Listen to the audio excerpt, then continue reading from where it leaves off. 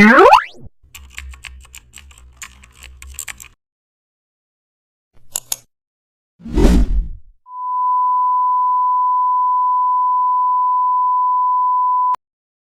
back to the channel. Don't forget to like, share and subscribe for more update. In this lesson, we polished a logo by fine-tuning its anchors using the direct selection tool. Open your logo and zoom into the rough edges. Select the direct selection tool to reveal its editable points. Click the first anchor that looks uneven. Drag the handle outward to fix the curve. Move to the next point and repeat the correction.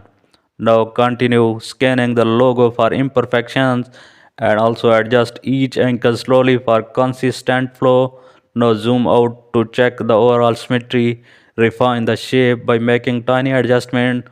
Adjust both handles when correcting subtle curves. Ensure every stroke feels clean and professional. Review the entire logo and shape for balance